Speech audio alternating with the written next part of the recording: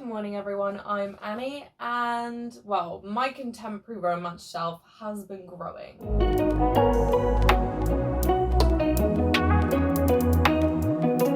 So contemporary romance for me is a little bit of a newer thing. It was something I started to pick up last year in 2022, and as we can see, I have been out, I have been shopping, I have been busy buying books. I am one of those people that I cannot go anywhere without coming home with a book. It's just one of those things that it's just so satisfying to get a new book. And in all honesty, yeah, they've stood on my shelf for ages. You know, at the moment, I am currently behind on my reading schedule. I'm trying to read 52 books this year, which is one a week. I'm currently a little bit behind, but I am working on that. But I wanted to go through all of the contemporary romances that I have bought this year. I thought it would be a little bit of fun. I honestly get so many recommendations when I watch other people's videos of stuff like this, of book hauls. So if you guys get any recommendations, please do let me know. If there are any recommendations for me, if there's anything that is not currently in this list that I have to get hold of, please let me know in the comments while you're down there. Like and subscribe, I'd really appreciate it. But let's just get straight into the books. So first up, we have Final Offer by Lauren Asher. Now, this is basically the only one where I remember where it actually came out. So this came out at the end of January. And I don't generally pre-order books, but I did pre-order this one because I loved book 1 and 2 in the Dreamland Billionaire series. And book 2, Terms and Conditions, was my top book of 2022. Now, when I ordered this, I was a little bit scared because obviously it is the last one in the series and I was like not quite ready for it to end. But honestly, I really feel like we got a really good ending out of this. It really wrapped everything up nicely. There was nothing that felt forced. I love the way that Lauren Asher writes, and that really did just come sort of full circle in this, and everything just kind of wrapped itself up nicely with a bow. So on Goodreads, this has a 4.35 star rating, and I rated this 5 stars. I'm the Kane brother everyone gossips about behind closed doors. Trust fund brat, washed up athlete, high functioning alcoholic. No one knows the real me but her, Lana Castillo, my childhood best friend and the only woman I've ever loved. When I broke her heart 6 years ago, I promised to never return to Lake Wisteria. I kept my word until my grandfather's will changed everything.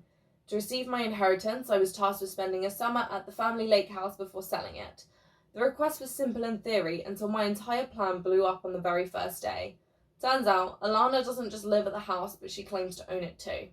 Falling in love with Callahan Kane was a mistake. He told me so before destroying my heart and our friendship 6 summers ago. When he promised to never come back, I foolishly believed him. But then Cal shows up again, intending to sell his grandfather's lake house. The biggest flaw in his plan, my name is on the deed. So next up, we've got Misfit by Elle Kennedy. Now, the only reason that I bought this is because I saw someone posting about this on Instagram, that they'd got it as an ARC and it had just released. I think this is relatively new off the top of my head. So I went to go and pick up this one and I saw this one sat next to it and I was like, oh, are they in a series? Had a quick Google, of course, ended up with both. I've read a couple of Elle Kennedy's books, admittedly not those, so I do know that I like the way that she writes, and I am quite excited to see, because this doesn't seem to be centered around sports like the other books that I've read from her, so I'm quite excited. I am going into both of these books blind. I literally saw someone post it on Instagram and I really trust them to like actually recommend good books, so I was like, oh, okay, I'll just buy it. I literally read nothing about it. So this has a 3.82 star rating on Goodreads.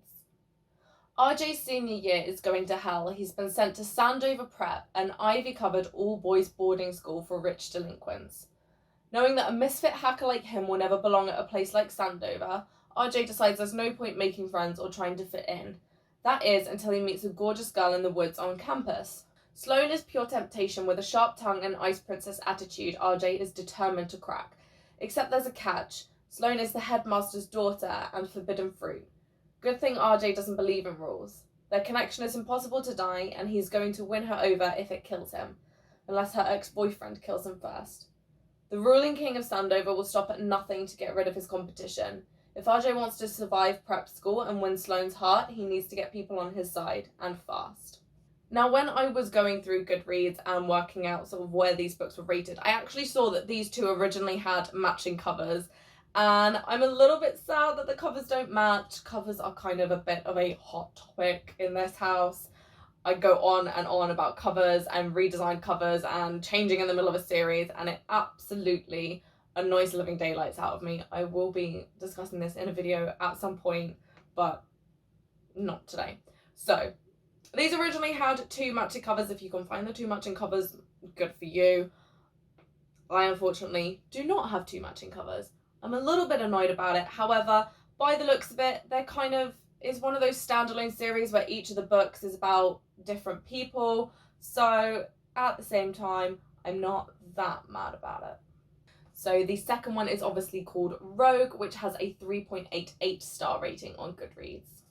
It's been a long time since Casey Trescott has felt like her life was her own.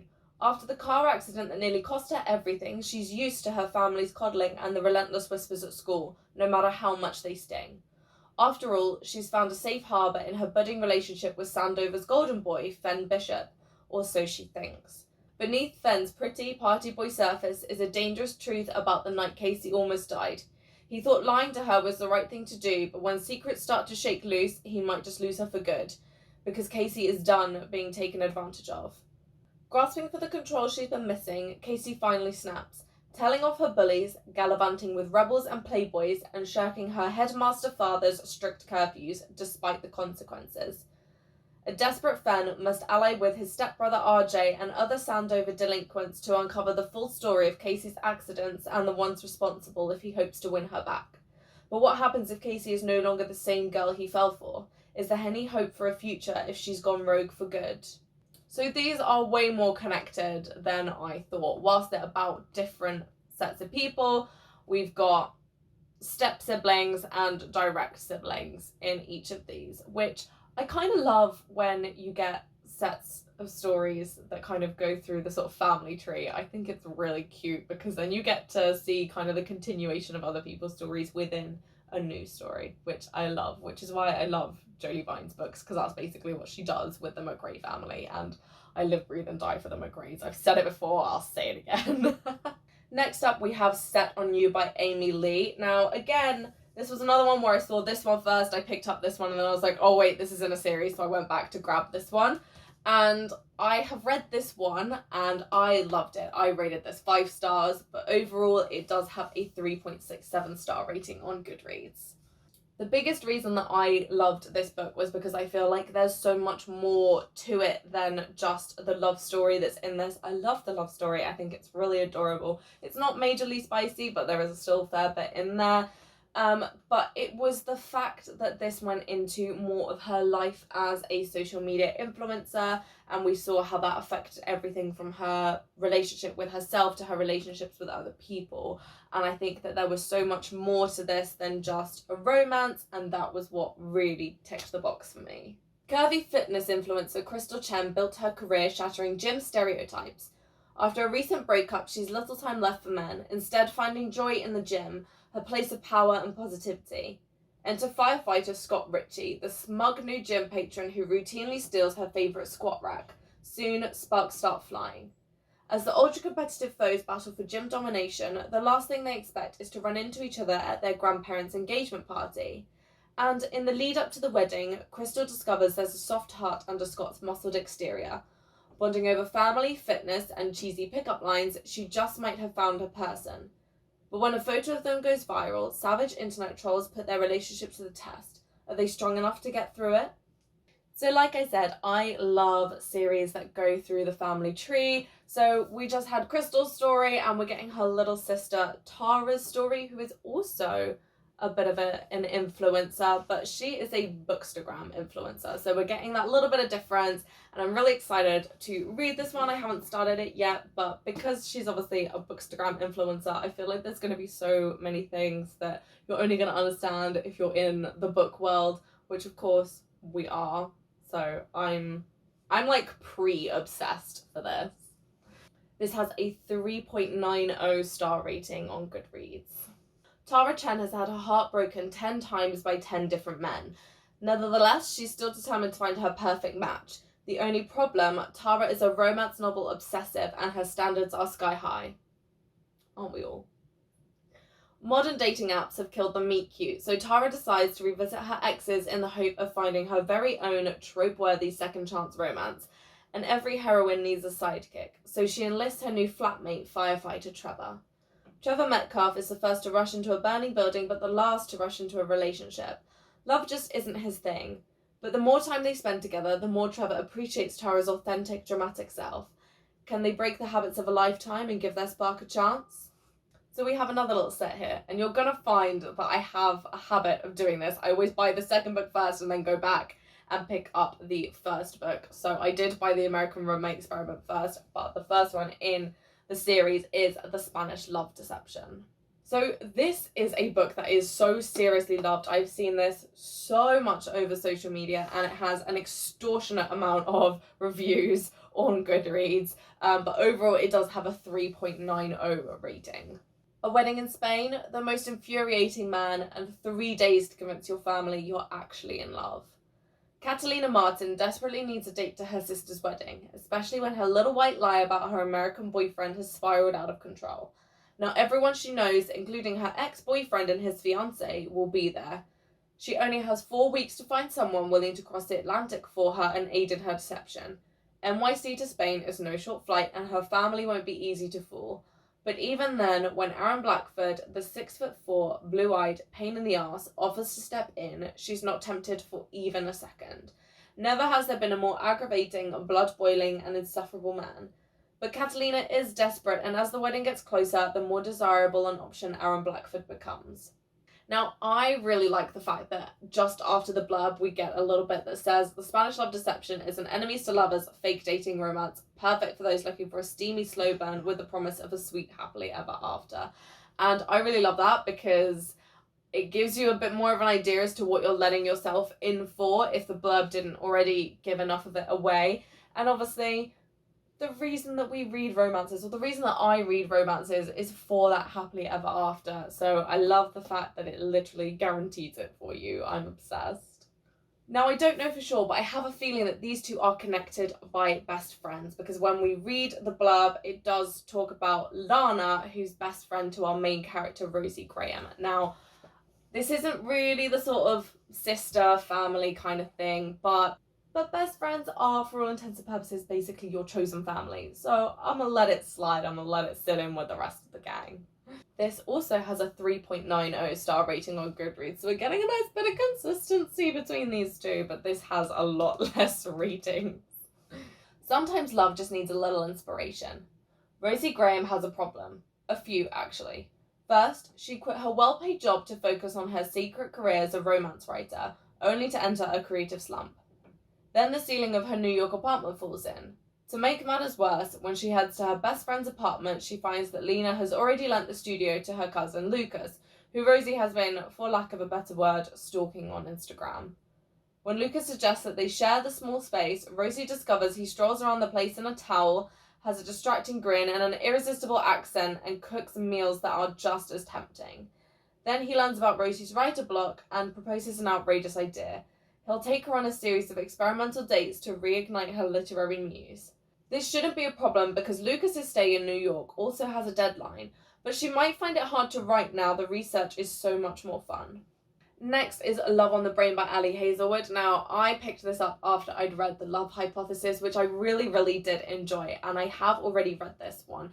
So it has a 3.97 star rating on Goodreads, and I rated this 4 stars, and that was because my 5-star this year really has to be a I'm 100% obsessed with it, whereas 4 stars is I still loved it, I just not quite as obsessed with it. So I just felt that there was a lot of similarities between this and The Love Hypothesis, and honestly it took me about half the book to realise that the chapter titles are named after parts of the brain, because I'm not very sciencey in the slightest. So I was just kind of like, okay, these chapter titles are a bit weird. I can't even read half of these words that are the chapter titles, and I was like, okay, like sure, don't really get it. And then I was like, oh wait, she's a neuroscientist, and I googled one of the chapter titles and it's a part of the brain.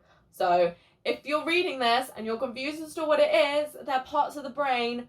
I googled it, so you don't have to take my word for it. B lives by a simple code. What would Marie Curie do? If NASA offered her the lead on a neuroengineering project, a literal dream come true, Marie would accept without hesitation. Duh. But the mother of modern physics never had to co-lead with Levi Ward. Sure, Levi is attractive in a tall, dark, and piercing eyes kind of way, but Levi made his feelings towards Bee very clear in grad school. Arch enemies work best employed in their own galaxies far, far away. But when her equipment starts to go missing and the staff ignore her, Bee could swear she sees Levi softening into an ally, backing her plays, seconding her ideas, devouring her with those eyes. The possibilities have all her neurons firing. But when it comes time to actually make a move and put her heart on the line, there's only one question that matters. What will Bee do? Now, following on from that, from Ali Hazelwood, we have a collection of 3 short stories. Now, when I bought this, I didn't quite realise that they were 3 short stories. Again, I kind of did my usual of like, oh, that's an author I know, or oh, that's a pretty cover, and I just kind of tend to pick it up, and I kind of only glimpse at the back of it. And I didn't realise that these were short stories, and I typically don't have a good history with short stories, but I have started reading this, and I finished the first one, and I have some thoughts, which are going to be in another video coming soon. So I will save all of the juicy information for that video, but this is a trio of short stories, which has a 4.01 rating on Goodreads in this little sort of collection. Mara, Sadie, and Hannah are friends first, scientists always. Though their fields of study might take them to different corners of the world, they can all agree on this universal truth. When it comes to love and science, opposites attract and rivals make you burn. An environmental engineer discovers that scientists should never cohabitate when she finds herself stuck with the roommate from hell, a detestable big oil lawyer who won't leave the thermostat alone. A civil engineer and her nemesis take their rivalry and love to the next level when they get stuck in a New York elevator. A NASA aerospace engineer's frozen heart melts as she lies injured and stranded at a remote Arctic research station, and the only person willing to undertake the dangerous rescue mission is her longtime rival. So next up we've got The No-Show by Beth O'Leary. Now this is one that I'm sure that I saw on TikTok, and I'm sure people were talking about it, and it is quite an interesting read. So basically we've got 3 different women are meant to have a date on Valentine's Day with one man at different points in the day, just for logistics. But he doesn't turn up to any of the arrangements, and so we're just kind of going through each of their stories and watching the development and how they obviously interact with them. I'm about a third of the way through, and I don't really quite know how I feel about this yet. It's quite slow paced, which is understandable because we've technically got like 3 stories to get through because we don't get his point of view, or at least I haven't had it yet. There's kind of a lot, but also not a lot at the same time, if that makes sense. Like, I feel like there should be a lot of information that you can like sort of piece together, a little bit like a thriller. Because we're only getting it from each of the women's point of view, they don't know about each other, at least at this point in the book. I don't know if they do find out about each other later, but it's just a little bit slower in my opinion. So I have started it and I'm just kind of like picking it up in dribs and drabs. I generally quite like fast-paced books. I like to be really immersed in it, and like I'm not one of those people that's like super into heavy detail on bits and pieces of like how the room looked or what exactly they were wearing. I'm like, just give me stuff to read, give the characters something to do. So this is definitely a little bit different for me, but at the same time there are elements of it that I'm quite enjoying. I think it's interesting. At this moment in time, I'm not convinced I'm quite the right audience for it, but it does have a 3.86 star rating on Goodreads. 8:52 a.m. Siobhan's looking forward to her date with Joseph. Breakfast on Valentine's Day surely means something. So where is he? 2:43 p.m. Miranda's hoping that a Valentine's Day lunch with Carter will be the perfect way to celebrate his new job, but why hasn't he shown up? 6:30 p.m. Joseph Carter promised to be Jane's fake boyfriend at a dreaded engagement party tonight, but he's not here. Meet Joseph Carter. That is, if you can find him. And last on this list today, we have Icebreaker by Hannah Grace. Now, this is another one that I have already read, and I read this in February. I read this around Valentine's Day, and honestly, this is already a huge contender for Book of the Year for me. I love this. I'm obsessed. I didn't actually realise, I didn't piece things together properly until I was actually reading the book, but the main characters are called Anastasia and Nathan, which ironically is me and my husband. And I sat there at various points going like, oh my god, that's so me, or oh my god, that's so my husband. And honestly, that had absolutely zero effect on the rating of it. I love their story. I love the way they interact. I feel like it was really well thought out in terms of the plot. There were bits that were at the beginning that came back later and you were like, wait, that actually fits. And it was just really detailed in terms of the plot, and I loved it. I'm obsessed, and this truly was a masterpiece as far as I'm concerned. So I rated this 5 stars because I'm wholly obsessed, and it has a 4.11 star rating on Goodreads. Anastasia Allen has worked her entire life for a shot at Team USA. It looks like everything's going according to plan when she gets a full scholarship to the University of California at Maple Hills and lands a place on their competitive figure skating team. Nothing will stand in her way, not even the captain of the hockey team, Nate Hawkins. Nate's focus as captain is on keeping his team on the ice, which is tricky when a facilities mishap means they are forced to share a rink with the figure skating team, including Anastasia, who clearly can't stand him. But when Anastasia's skating partner faces an uncertain future, she may have to look to Nate to take her shot. Sparks fly, but Anastasia isn't worried, because she could never like a hockey player, right? One of the biggest things that I like about this book is if you open up the front cover, you get a content warning, which I think is so important that we need to include these. This is a hill I will die on. This is where my soapbox sits.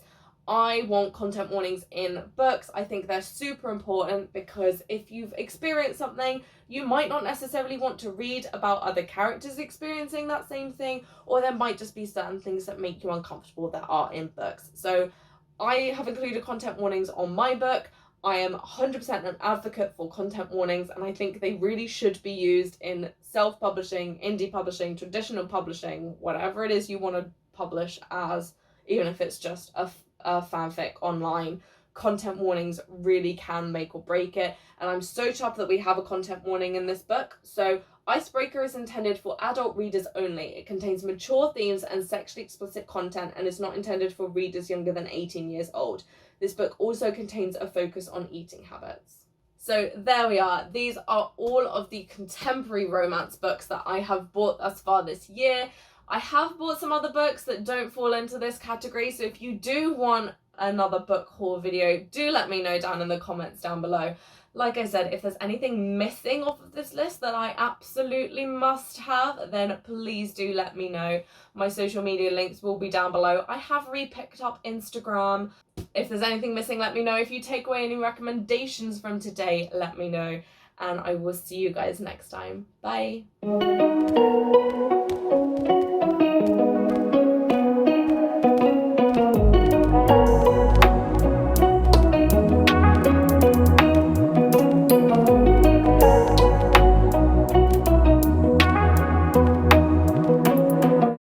Oh, so they're sisters? Oh my god, they were roommates.